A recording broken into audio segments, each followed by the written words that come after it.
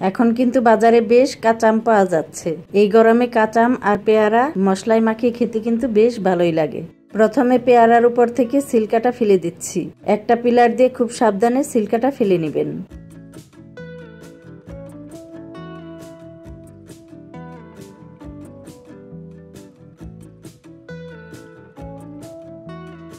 এবার পেয়ারাটা ভালো মতন ধুয়ে স্লাইস করে কেটে নিচ্ছি।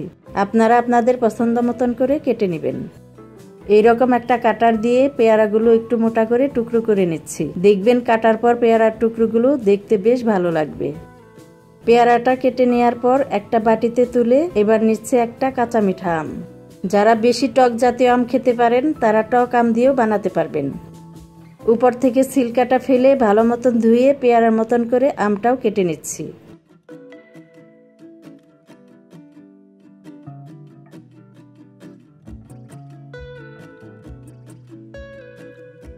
আমি দুইটা আম ঠিক এভাবে কেটে নিলাম। এবার দিচ্ছি স্বাদ মতো লবণ,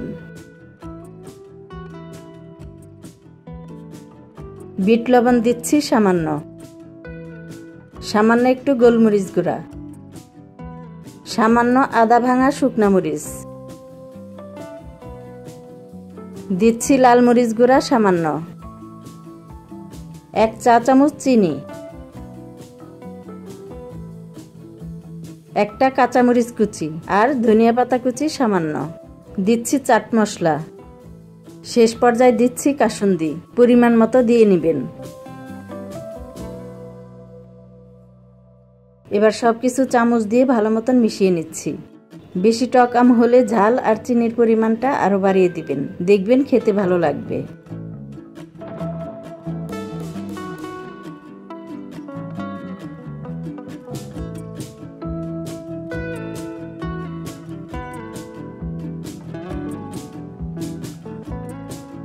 ভালো মতন মাখানো হয়ে গেলে এবার পেয়ারাতে দিচ্ছি স্বাদ মতো লবণ, বিট লবণ সামান্য,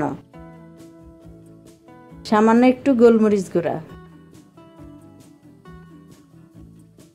চাট মশলা সামান্য আর দিচ্ছি ধনিয়া পাতা কুচি।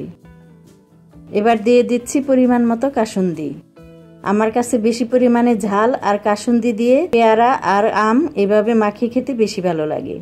আপনাদের মাঝে কার কার কাছে ঝাল বেশি দিয়ে আমের ভর্তা খেতে ভালো লাগে কমেন্ট করে জানাবেন। আজকের মতো বিদায় নিচ্ছি। সবাই অনেক ভালো থাকবেন, সুস্থ থাকবেন। আল্লাহ হাফেজ।